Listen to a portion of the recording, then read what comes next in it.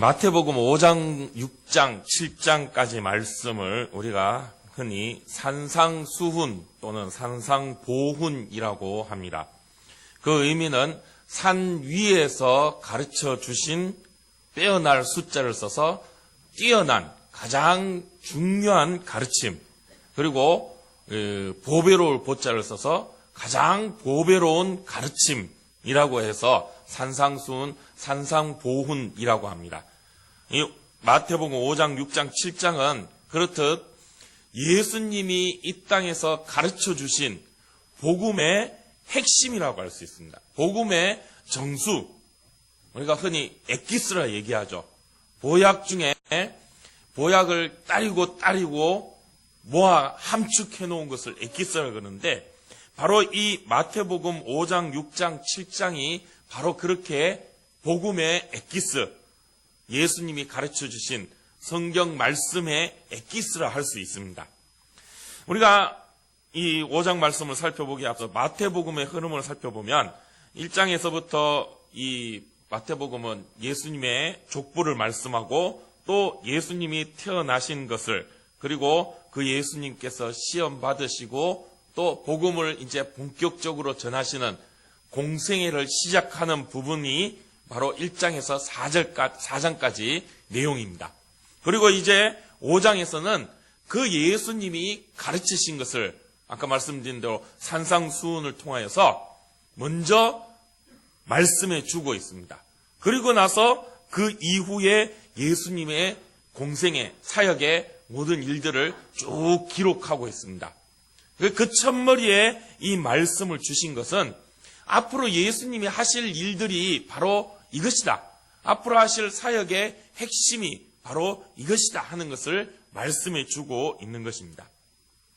예수님께서 이제 복음을 증거하십니다. 4장 앞부분에 보면 시험을 받으시고 또 그 시험을 이기신 후에 비로소 천국을 전파하시면서 제자들, 갈릴리에 있는 어부인 베드로와 요한과 야고보와 안드레를 부르시고 그들을 제자 삼으시며 온 갈릴리에 두루 다니시면서 회당에서 가르치시고 천국 복음을 전파하시고 백성 중에 모든 병과 또 모든 약한 것을 고치셨습니다.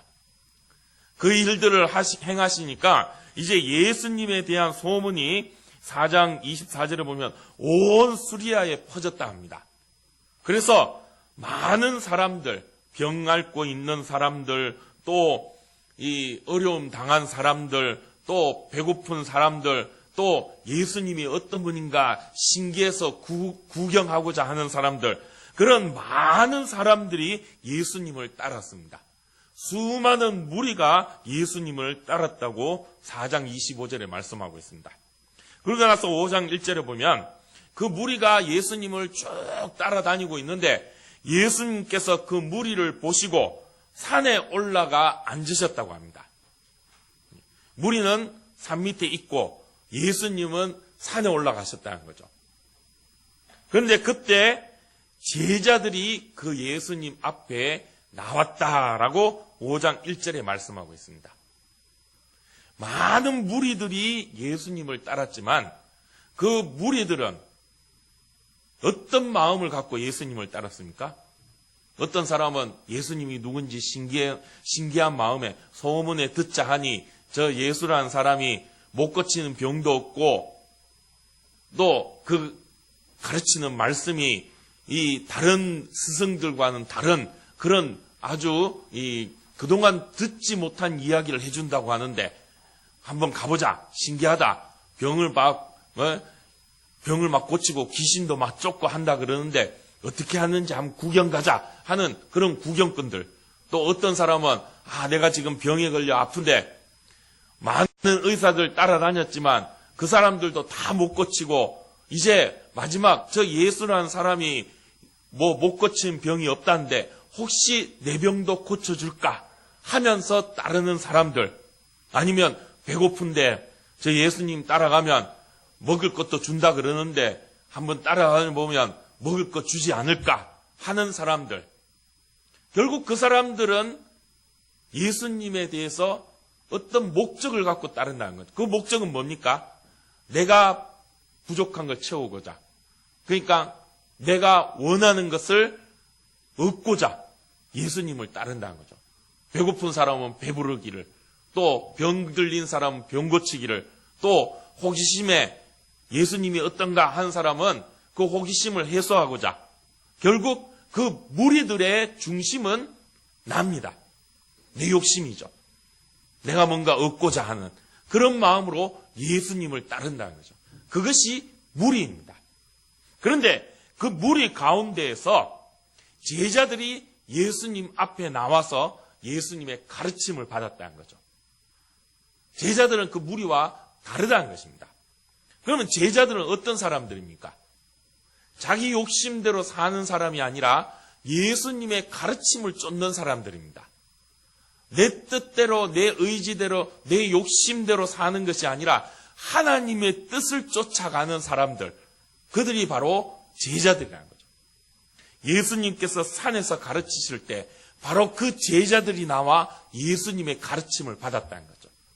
많은 무리들은 그저 자기 욕심 채우러 예수님을 따라다녔지만 제자들은 예수님의 뜻을 쫓았다는 것이죠. 오늘 이 자리에 함께한 우리 모두가 예수님의 제자인 줄 믿습니다. 내 욕심대로 살아가는 것이 아니라 예수님의 뜻을 쫓아 살아가는 자들입니다. 예수님의 가르침을 쫓아 살아가는 자들이라는 거죠. 그러면 우리는 예수님이 무엇을 가르쳐 주시는지를 알아야 됩니다. 바로 이 마태복음은 그렇게 제자들에게 예수님이 가르쳐 주신 그 복음이 무엇인지를 이제 5장부터 쭉 말씀하십니다. 이 산상수훈이 바로 그런 제자의 삶을 말씀해 주고 있다는 거죠. 그런데 이 산상수훈을 보면 참 어렵습니다. 제자의 삶을 사는 게 보통 일이 아니란 것을 산상수훈을 읽어보면 알 수 있습니다. 그동안 예수님이 오시기 전까지 많은 유대인들은 랍비들의 가르침을 따랐습니다. 랍비들은 무엇을 가르치느냐? 율법을 가르칩니다. 우리가 흔히 성경에 이 복음서에 나오는 제사장, 서기관, 바리새인 이런 사람들이 랍비들, 선생님이었습니다. 그래서 많이 가르칩니다. 그런데 이 사람들이 가르치는 것은 율법입니다. 그 율법도 이 유대인들은 제대로 지키지 못했습니다. 그래서 이 스승들, 서기관들, 제사장들, 바리새인들 이런 사람들이 늘 백성들을 보고 채찍질합니다. 너는 그거밖에 못하나? 너는 그것도 못 지키냐? 율법도 못 지키는. 그래서 너희들이 무슨 하나님 앞에 복을 받겠다고? 너희들이 그래놓고 무슨 하나님의 백성이라고? 그래서 되겠냐? 늘 그렇게 꾸짖습니다. 이래서 안 된다, 저래서 안 된다, 율법을 지켜야 된다, 왜 못 지키냐? 그것이 그 당시 스승들의 가르침이었죠. 이제 예수님이 가르쳐 주십니다. 그런데 예수님의 가르침은 그 율법보다 한 단계 더 높은 가르침을 요구하고 있습니다. 그런 삶을 살으라고 가르쳐 주고 있다는 것이죠. 율법에서는 눈에는 눈, 이에는 이, 내가 받은 만큼 돌려주라, 그렇게 말씀하고 있습니다. 그런데 예수님은 뭐라 말씀하시죠? 네 오른뺨을 맞으면 왼뺨도 내놔라. 누군가가 네 속옷을 달라는 겉옷까지 다 벗어줘라. 오리만 같이 가자 그러면 심리까지 같이 가라. 이렇게 말씀하고 있습니다. 율법에서는 이 간음하지 말라 말씀하고 있습니다. 그런데 예수님은 거기서 더 나아가서 이 여인을 보고 음욕을 품는 것도 이미 간음한 것이다. 이렇게 말씀하고 있습니다.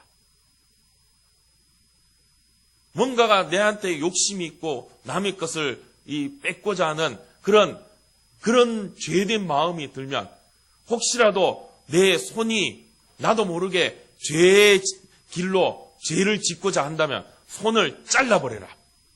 네 눈을 파내버려라. 예수님 막 이렇게 무섭게 말씀하십니다. 아, 제자의 삶, 예수님의 제자가 되는 게 이 보통 일이 아닙니다.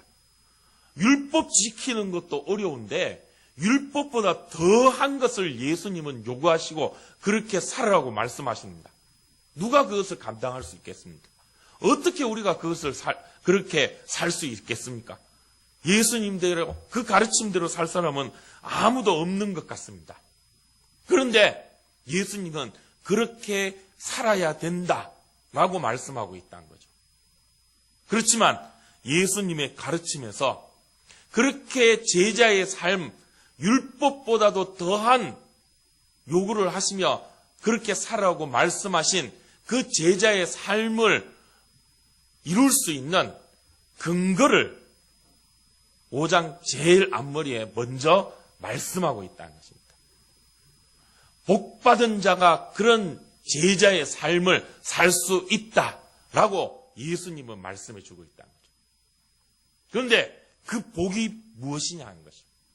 어떤 복을 받아야 우리가 율법보다 더 한 단계 높은, 더 수준 있는 제자의 삶을 살 수 있는가? 그 복을 예수님은 8가지로 말씀해 주셨습니다. 그래서 우리는 이 5장 3절부터 이 12절까지에 나온 이 말씀을 팔복이라 얘기합니다. 8가지 복을 누리는 자는 예수님의 제자의 삶을 살 수 있다. 율법을 지키지 못해서 늘 이 서기관들, 제사장들, 바리새인들로부터 이 구박받는 너희들이지만 이제 하나님의 복을 받는 나의 이 가르침에 이 복을 누리는 자들은 그보다 더한 온전한 율법의 삶, 그보다 더 뛰어난 예수 그리스도의 제자의 삶을 살 수 있다라고 말씀해 주고 있다는 거죠. 그래서 우리는 이 복을 누려야 될 줄 믿습니다. 제자로 나온 우리는 이런 하나님의 복을 누리며 살아가 그 제자의 삶을 살 수 있는 것입니다. 예수님의 가르침을 온전히 행하며 살 수 있다는 거죠. 그 복들을 살펴보면 그 8가지 복이 무엇입니까? 심령이 가난하라고 말씀합니다. 애통하라고 말씀합니다. 온유하라고 합니다. 의에 주르고 목마르라고 합니다. 긍휼히 여기라고 합니다. 마음이 청결하라고 합니다. 화평하게 하라고 합니다. 의를 위하여 박해를 받으라고 말씀하고 있습니다. 따지고 보면 하나같이 이게 무슨 복인가 싶은 생각이 들죠. 복이라 그러면 어떤 게 복입니까? 적어도 돈 많이 벌어서 부자 되어라. 높은 권세에서 세상을 호령하는 그런 권세 있는 권위자가 되어라. 아니면 공부를 많이 해서 박사학위 몇 개 따고 세상 사람들이 와 똑똑하다 대단하다 칭찬받는 사람이 되어라. 이래야지 뭐가 복이 되는 거 아니겠습니까? 그 정도 돼야 뭐 복 받았다 우리가 어디 가서 얘기할 수 있지 않겠습니까? 사람들도 그런 모습 보면 야, 저 사람 복 받았구나 할 수 있지 않겠습니까? 그런데 예수님이 말씀하시는 복은 그런 복과는 전혀 다른 복입니다. 오늘 3절에 보면 예수님께서는 말씀합니다. 심령이 가난한 자는 복이 있나니 천국에 그들이 것이며. 가난하라고 말씀하십니다. 가난한 게 복이다. 이렇게 예수님은 말씀합니다. 세상 사람들은 이해할 수 없죠. 가난한 게 어찌 복입니까? 가난은 복이 아니죠. 부자 돼야지. 부유해야 복이지. 가난한 게 어떻게 복이 될 수 있습니까? 그런데 예수님은 심령이 가난한 자, 마가복음이나 누가복음이나 보면 다른 이 누가복음 말씀에 보면 이 복에 대해서 말씀하시는데 누가복음에서는 좀 더 직접적으로 가난한 자가 복이 있다. 마태복음에는 심령이 가난한 자는 복이 있나니 말씀하셨는데 누가복음에는 가난한 자가 복이 있다. 이렇게 말씀하고 있습니다. 어찌 가난한 자가 복이 될 수 있을까요? 그러나 예수님은 그 가난이 복이라고 말씀하고 있죠. 그럼 여기서 우리는 예수님이 말씀하신 그 가난이 무엇인가? 심령이 가난한 것이 어떤 것인가? 그것을 우리가 살펴보아야 할 것입니다. 그래야 그 복을 제대로 우리가 누릴 수 있겠죠. 가난하다는 건 무엇입니까? 가난한 건 가진 것이 없는 것입니다. 궁핍한 것입니다. 비어있는 것입니다. 그것이 가난한 거죠. 가난한 자는 늘 부족함을 느낍니다.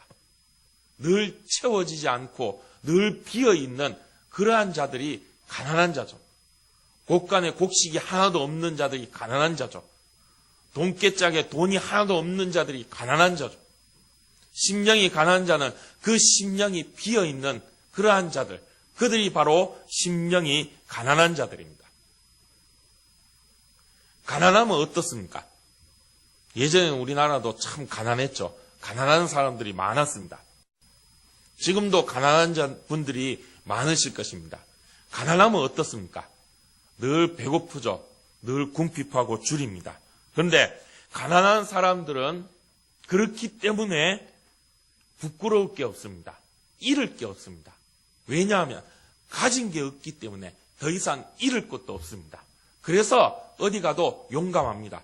어차피 아무것도 없는데. 저는 싸움을 잘 못합니다. 별로 싸우지를 못해서 싸움도 잘 안 하는데, 싸움하는 때 보면은 제일 무서운 사람이 어떤 사람이냐? 그러면 흔히 우리 경상도 사투리로 무대뽀라 그러죠. 그냥 무작정 덤벼들면 제일 무섭습니다. 누가 제일 무서우냐? 그러면 아무것도 없는 사람이 제일 무섭습니다. 왜 그렇습니까? 잃을 게 없으니까요. 바닥 친 사람이 제일 무섭다 그러죠. 잃을 게 없기 때문에. 그냥 무작배기로 덤벼듭니다.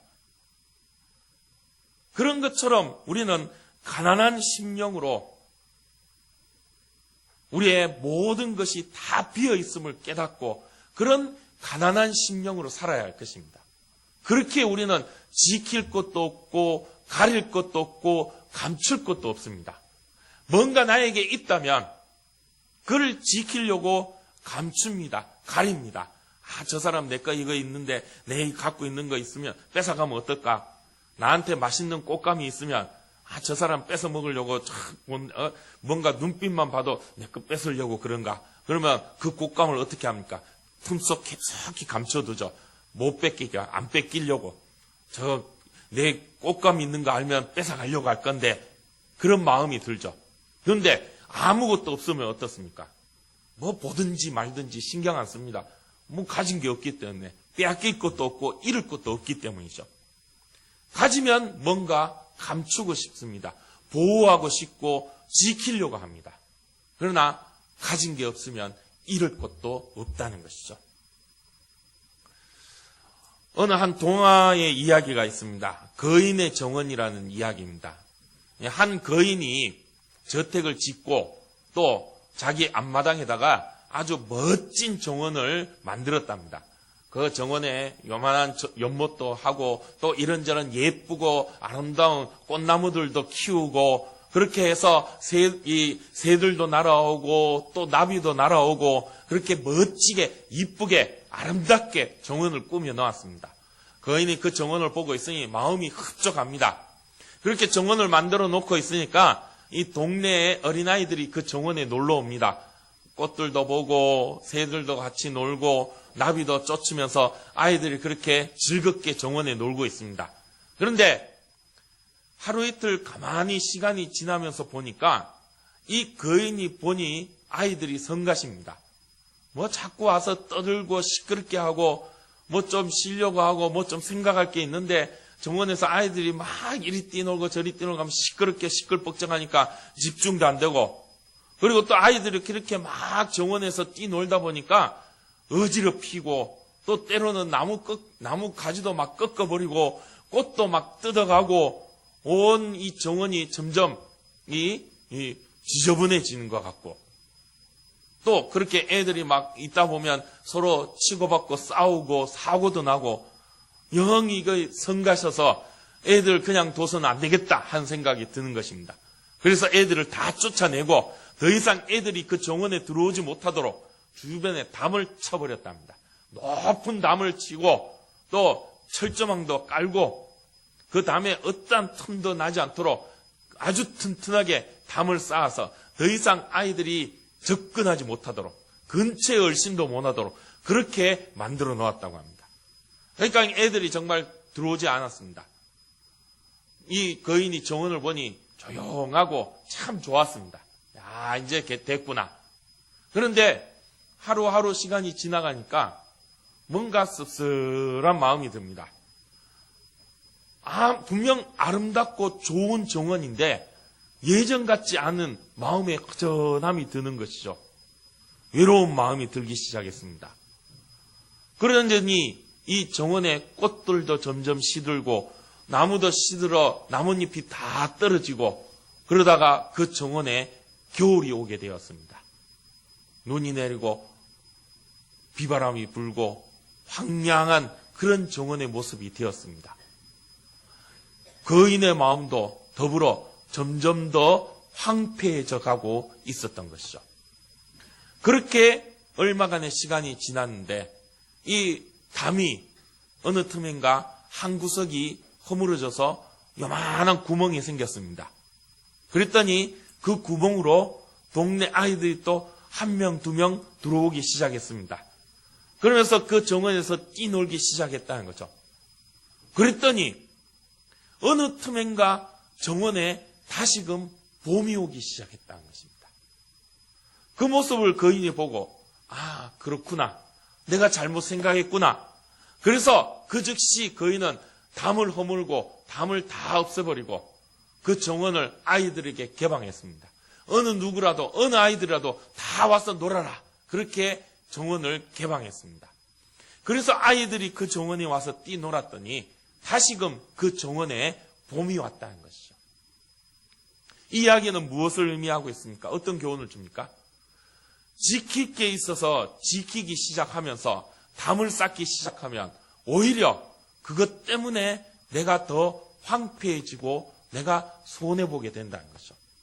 뭔가를 내가 쥐고 있고 그 쥐고 있는 것을 내가 지키려고 애를 쓰고 그래서 담을 치고 이웃과 거리를 넓히고 경계하기 시작하면 결국 나만 더 손해보고 나만 더 황폐해져 간다는 것입니다. 지킬 것이 있으면 더 힘들어진다는 거죠. 그래서 내려놓아야 됩니다. 그걸 지키려고 꽉 쥐고 있으면 나만 힘들고 어렵다는 것이죠.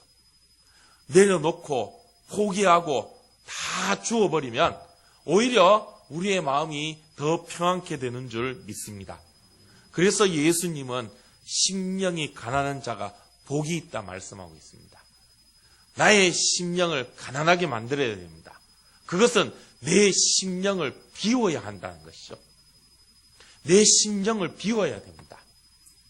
세상은 자꾸 채워 넣으라 합니다.